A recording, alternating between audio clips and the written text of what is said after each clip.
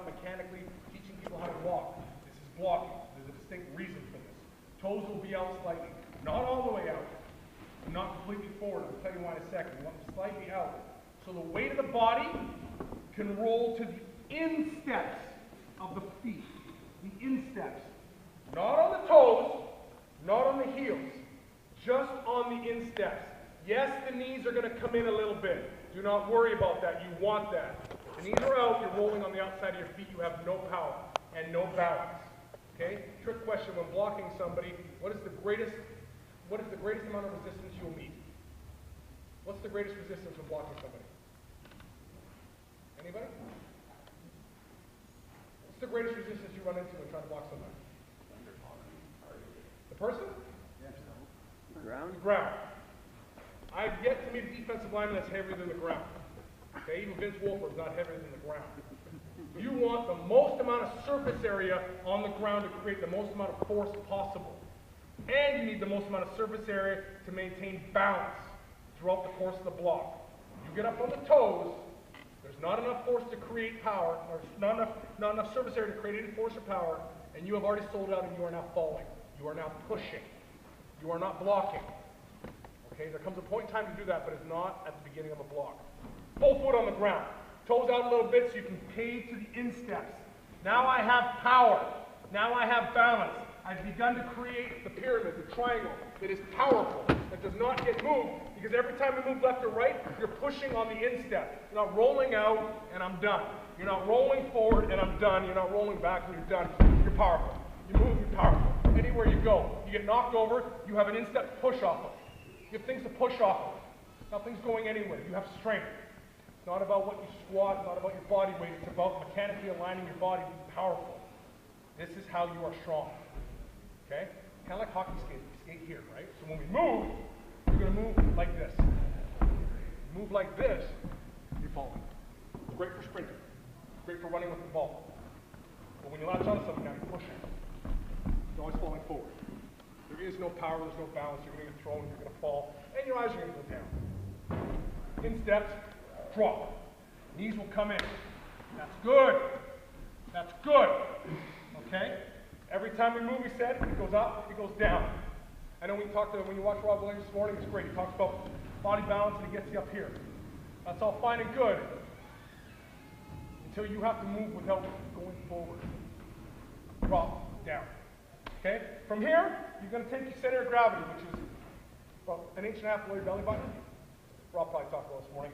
Right in the middle of the body. He likes to zip everything together. Beautiful. Fantastic. What I want you to do, though, is take a 10,000-pound bell from the middle of your body and drop it. Down it goes. Down it goes. And one little trick to tell your linemen, they want to be good linemen, they got to become comfortable being uncomfortable. Okay, this hurts after a while. It's strong. It's powerful. Okay? Look at me from behind. Toes are the farthest things out. From there, everything comes in. Not here. It's unbalanced, unpowerful. Not here. Unbalanced, unpowerful. Not here. Knees are up. In. Drop. You feel the force right there. Whole foot on the ground is huge. Okay? Whole foot on the ground to the insteps of the foot. Very big. Very big. From here, we build the upper body. You want to teach them to, same like your squat. You want to teach their upper body as best they can stand tall. I shouldn't say like that because people won't do this. You want to spread your chest. Do not say, pull your shoulders back. They'll do this, the tension will go here, the tension will rise to the shoulders.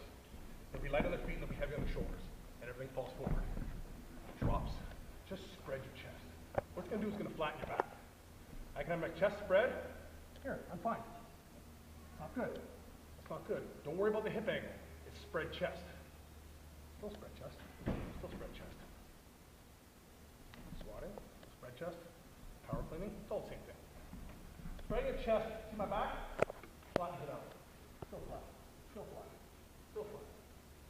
Pull your shoulders back. Creates tension. Rises your center of gravity. Creates leaning, falling, pushing. All the bad things that only work if you are phenomenally strong with another person. Okay?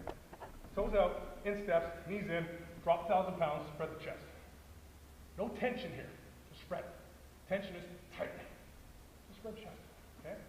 From here, elbows have to be inside the framework while you watch from behind. This is not powerful. Great torque on the elbows, as I said, it hurts my shoulders, my arms get injured. Keep them inside. Everything's built inside of itself. Okay? Obviously, everything here is pretty repetitive. Eyes, I don't want to say they're up. They're right on target, which will be up. You don't want them here. You don't know what you're looking at. Your eyes are exactly what you're going to hit. Talk about this later, but your eyes are going to be right about here on the defender. Okay? Which is going to create eyes up. Right there. Spread chest. Elbows. Everything is built inside of itself. This is not powerful. This is not powerful. This is not powerful. This is not powerful. This is powerful. Mechanically built. Hands. This may be new to some guys. We switched to this. I learned this about 4 years ago. Really struggled with the concept of it. When I learned it, I realized how I can block someone at 350 pounds and I was able to do it. Hands are not here for pushing. Because what does pushing create with center of gravity and your body? Puts it forward. You go to the toes. You start leaning. Center of gravity rises and it goes out. Hands, turn up. We're lifting. We are winning the center of gravity battle by lifting theirs up. Okay? I'll show you how to do it in a second, but this is your perfect look right here. Now, some guys with long arms, it can be here. Me, I got these little gator arms, they're about here. Depending on the position you play, you can have them lower. You're an offensive tackle, playing Canadian rules, you got about 4 yards to work with. You have time to get them down here. You're playing American rules and you're a guard or center, you don't have time to go here. You get lit up. But they got to be about waist height. Together. What's going to do too? We were just talking about this back here. How about pushing like this? It's going to happen to the elbows. Ah, my elbows are killing me. And now you try to bench press. Watch this. It can't happen. Power angles are all inside of themselves.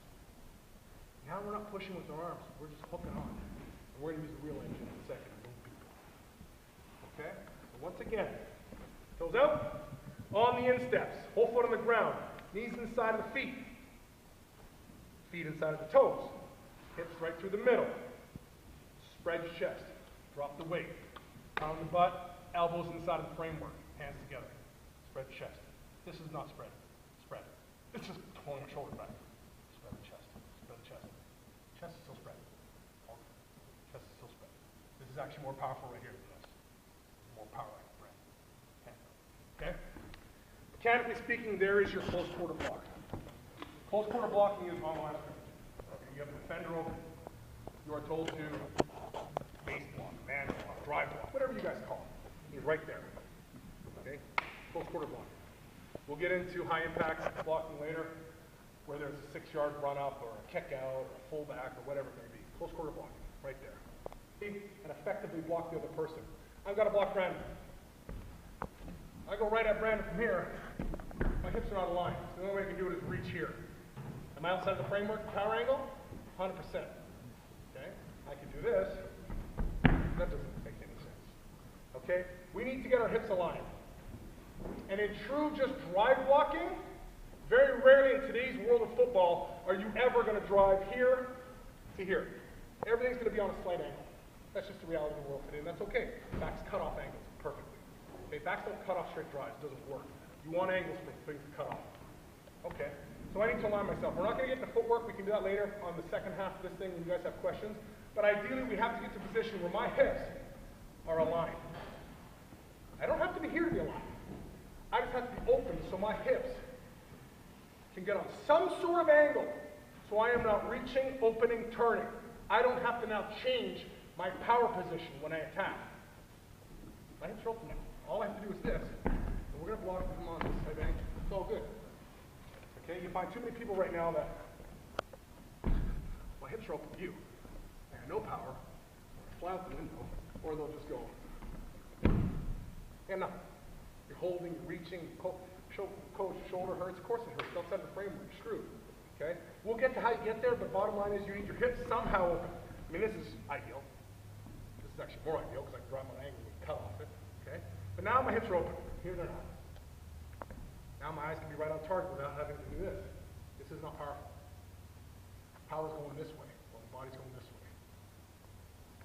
I am perfectly aligned to be as powerful as I possibly can be as a person. Right here. This, not so much. Okay? Hips have to be aligned right up. Right up, okay? We talked about the last point is the eyes. Your eyes need to be right here. I'm going to give you a little hint, guys. Please, coaches, please. Please stop doing this to kids. They go help kids, and the coaches scream at them, stop looking at the guy you're going to block. You're telling them. What is funny? He knows you're blocking him. Give the kid a chance. It's like this. Go play darts. Don't look at the dartboard. You don't know you're throwing the dart at it. How are you supposed to hit a bullseye? Don't be stupid. Give your kids a chance. I'm playing left guard. I got a 3-pick. I'm looking right at him. Why? Because I need to know what the hell I'm going to hit. I know who I got to line my hips up to and go. I'm going to go like this. How do I know what to do? How can I assemble myself mentally in my stance to do things perfectly? Stare right at it. You get a kid to stare right at what he's going to hit, his chances of hitting it go way up. Well, I'm not telling you something you don't know. Please, let your kids look at who they're blocking. Encourage them. Tell them to open their eyes as big as they possibly can, stare at it. Who cares? Because the best thing is you block like this, they can't do anything about it anyways. Look at what you're blocking. Stare at it. Get enamored with it. That way you can organize yourself. Okay? I'll get into opening stance later, but whatever. Here I am. I'm mechanically aligned. My hips are aligned and my eyes are right on target. Okay? You have now given your youngster the opportunity to block anybody. I'm going to be honest about that too, because if you get into the pushing world, big guy wins every time. You haven't taught the kid anything. As soon as they got hooked against someone bigger, they can't push them over. They're going to fall and get slumped. Okay? From this point on, let's be honest, safe contact, but this is real football. The head will go right in, but the eyes will be right at what you need to hit.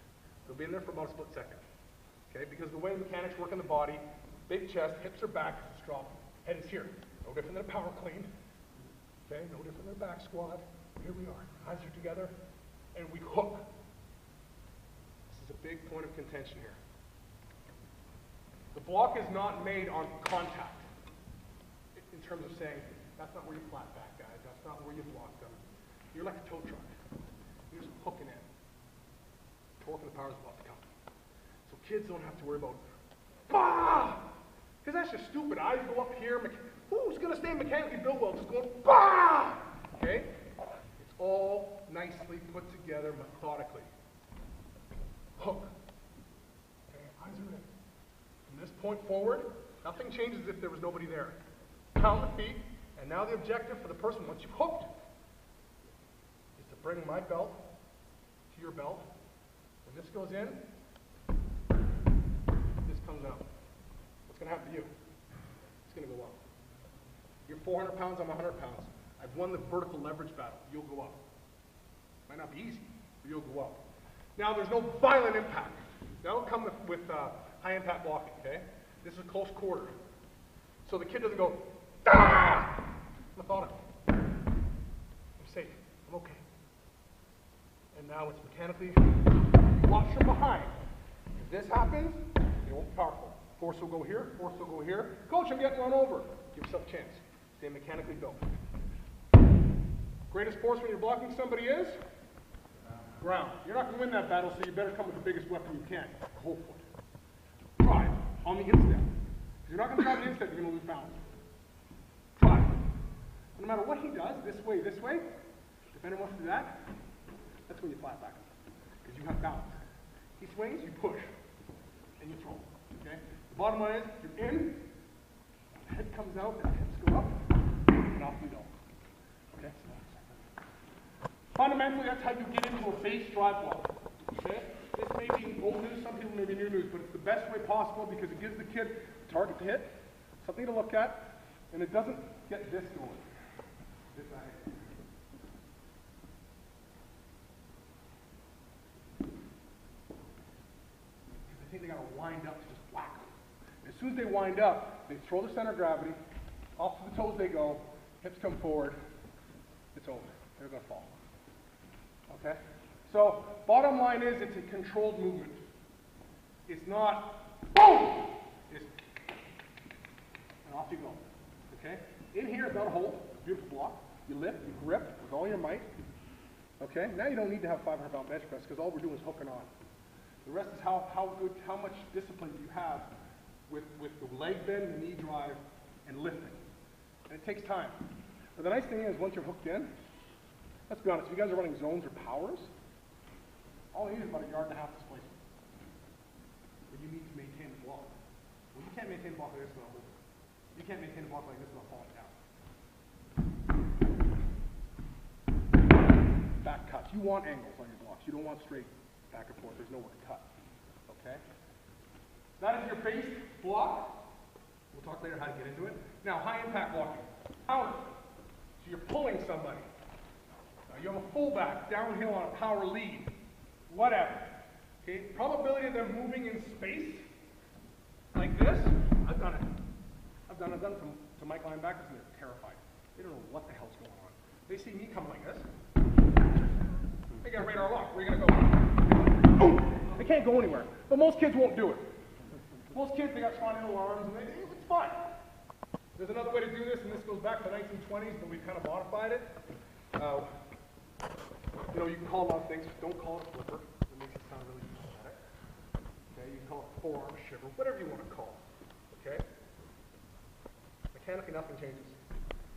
Young kid's a little scared, he's got small arms, or it's going to take a 10-yard run. There's going to be high collision here, high impact. Well, let's increase the surface area that you can deliver the blow with.